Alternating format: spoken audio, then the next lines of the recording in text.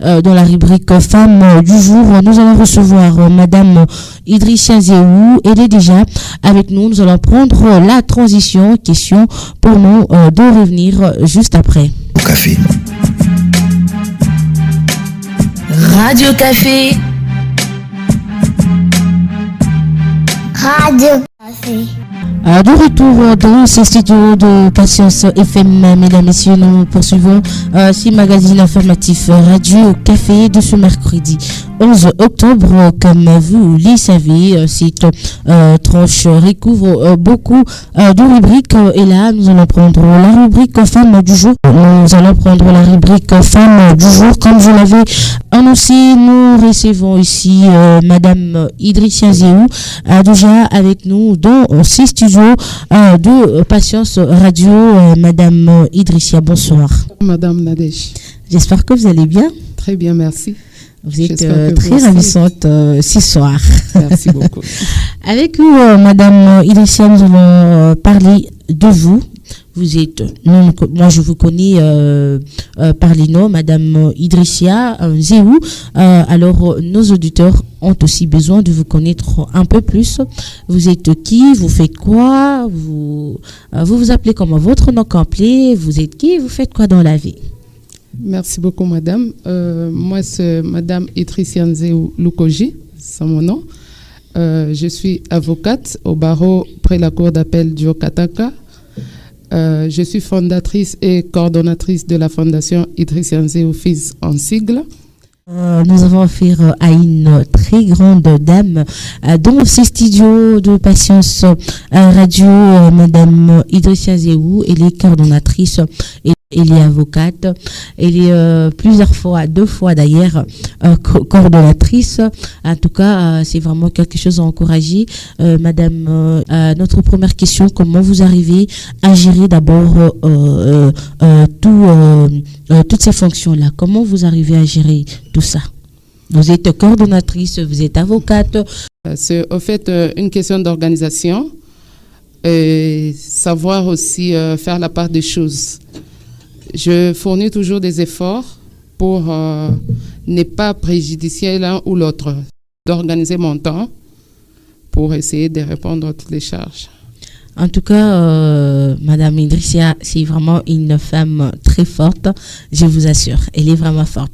Donc, elle arrive à bien organiser son temps et j'espère qu'il n'y a pas des plaintes, hein, que ce soit à la famille, que ce soit au travail, il n'y a pas vraiment des plaintes. Donc, si au travail on a besoin de vous, vous êtes là. Si la famille a besoin de vous, vous êtes là présente. Je suis toujours là. Madame Idrissia, récemment, vous étiez à Caravia, dans la salle Bukavu. On a vu, vous avez organisé un salon où vous avez choisi les thèmes la sécurité alimentaire. On aimerait beaucoup plus savoir pourquoi le choix de ce thème. Oui, madame, le choix de ce thème porte par rapport à la situation que passe notre population. Nous avons un sérieux problème. Surtout, on a été inspiré beaucoup plus par rapport à la situation que nous avons vécue en mars, lorsqu'on a fait la crise de farine. De farine, bien sûr. Alors, nous nous sommes dit que laisser le chef de l'État lui-même faire ça, il ne saura pas. Si Dieu nous a doté de capacités pour essayer d'apporter une pierre à l'édifice, surtout que c'est parmi les objectifs que prend la fondation et aussi le salon. Le salon, en fait, c'est une marque de la fondation qui consiste à promouvoir la femme beaucoup plus dans le domaine agroalimentaire. C'est comme ça que nous avons choisi ce thème et c'est un thème qui ne se limite pas là. Nous avançons avec jusqu'à atteindre nos objectifs. Comment est-ce que vous pouvez d'abord nous dire les résultats jusque-là, après si seulement les résultats sont positifs ou bien négatifs ou bien je sais pas, parce que il y a eu de recommandations. Je vous signale, auditeurs, auditrices, que j'ai eu l'occasion personnellement de participer à ces salons, en commençant par le point de presse, et puis il y a eu la formation où on a vu plusieurs intervenants dans différents domaines, bien sûr. Ils nous ont formés en ce qui concerne la sécurité alimentaire, Comment vous avez évalué d'abord ces salons-là juste après? En tout cas, les travaux ici de ces salons ont été vraiment d'une grande importance. Il faut rappeler ici que nous avons parlé des différents thèmes et là, nous avons éclaté les ateliers pour ressortir des résolutions.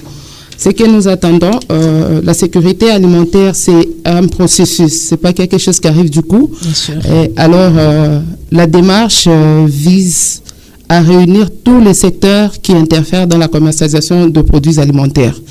Et vous avez vu avec nous dans la salle, on a eu la FEC, on a eu l'ONEM, nous avons eu différentes personnes qui ont intervenu et les résolutions issues de ces salons, nous sommes en plein travail pour sortir un plaidoyer que nous allons déposer au gouvernement afin de leur faire savoir que voilà les propositions que nous pensons que si vous le mettez en pratique, nous pouvons atteindre la sécurité alimentaire. Donc, en dehors des résolutions que nous avons eues dans les salons, nous sommes en train de faire des recherches sur terrain parce que nous devons chiffrer à quel pourcentage nous sommes par rapport à cette situation. Voilà un peu. Donc, nous sommes sur une bonne voie. Les résultats, je ne dirais pas tout de suite des résultats, mais nous sommes sur une bonne voie vers la sécurité alimentaire. Madame Idrissien, vous venez ici pour parler d'abord de votre propre fondation, Idrissien Zéou, qui porte votre nom. J'aimerais un peu savoir, c'est quoi l'objectif de votre fondation quand vous créez une fondation avec votre nom? Vous êtes en train de poursuivre quoi? L'objectif principal de votre fondation, Idrissien Zéou. Voilà, c'est comme je vous ai dit, d'abord nous prenons le développement de la femme. Nous voulons faire assister la femme au développement de son pays, lui dire qu'elle est un élément moteur du développement de son pays. Pourquoi ça porte mon nom, hein, c'est ça. Pourquoi ça porte mon nom? J'aimerais que la femme rurale, la femme paysanne, la femme démunie puisse s'identifier à moi. Pourquoi? Parce que parmi les choses qui m'ont boosté à mettre sur pied cette fondation, c'est par rapport à ma vie personnelle. Je suis passée par là où passent maintenant beaucoup de femmes. J'ai eu une vie difficile, tout n'était pas rose. J'ai pas eu une enfance comme tout le monde. Et trop jeune, je devais me débrouiller pour m'en sortir. J'ai perdu mon père à l'âge de 12 ans. Il fallait se battre. Et donc, je connais ce que c'est la souffrance. Quand quelqu'un me dit qu'il est affamé, je sais ce que c'est la faim. Et j'aimerais que les femmes s'identifient à moi.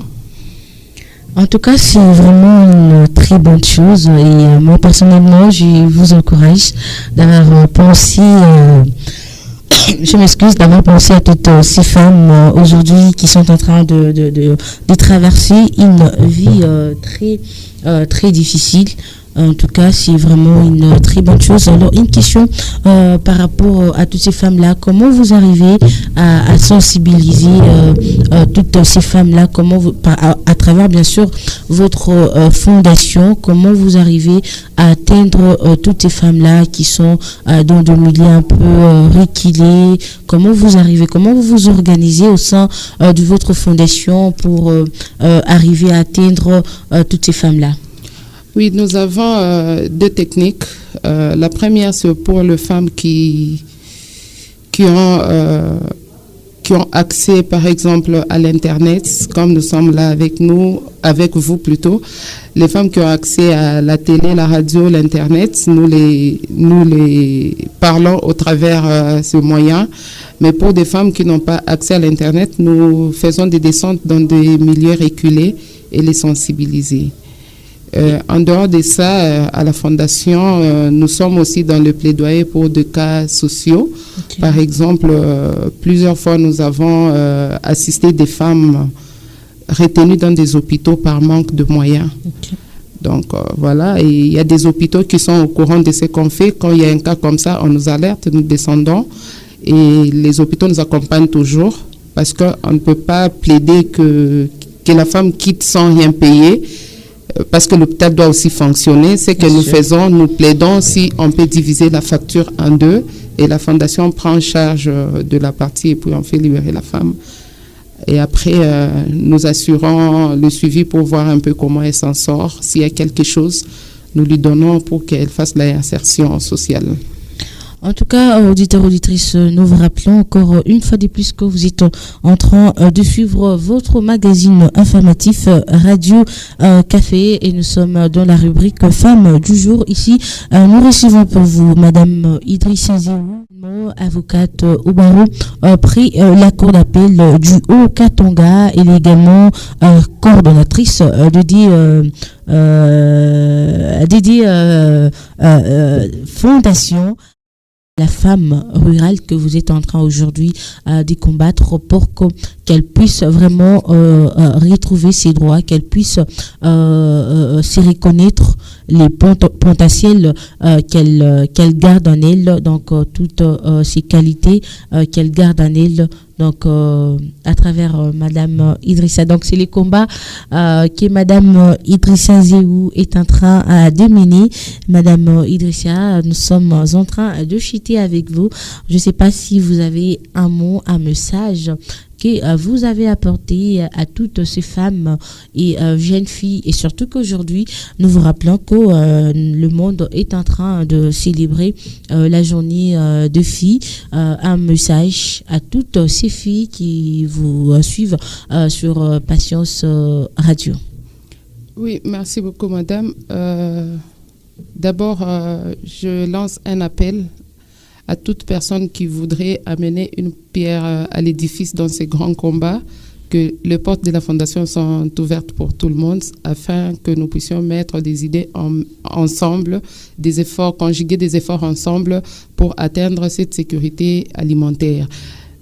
Pour la jeune fille, je viens au fait la réveiller parce que, pour votre information, parmi nos objectifs, nous combattons aussi le mariage précoce qui constitue un grand frein pour le développement de la femme. Bien sûr. Donc, je viens sensibiliser cette femme qu'elle ne pense pas que pour atteindre ses objectifs, elle a besoin d'un homme à côté. Donc, elle a tout ce qu'il faut pour atteindre. S'il faut vendre les maniocs, qu'elle vende, qu'elle ne se gêne pas, il n'y a pas de sous-métier et elle va évoluer petit à petit jusqu'à atteindre ses objectifs. Elle ne doit pas penser que c'est l'homme qui apporte le bonheur. Le bonheur, c'est une affaire personnelle. Et surtout donc, que quand on voit son ami poster sur les réseaux sociaux, fiançailles avec et cette tout, histoire de donc, iPhone et tout, c'est compliqué. Comprenez. Alors, Madame Idrissa, ça a été vraiment un plaisir de vous recevoir dans ces studios de Patience FM. Merci beaucoup d'avoir passé dans Radio Café. C'est moi qui vous remercie, madame. Je remercie la radio La Patience. Merci pour l'estime et du choix que vous avez porté sur moi. Merci beaucoup. Espérons que ça ne sera pas la dernière fois. Je l'espère. Et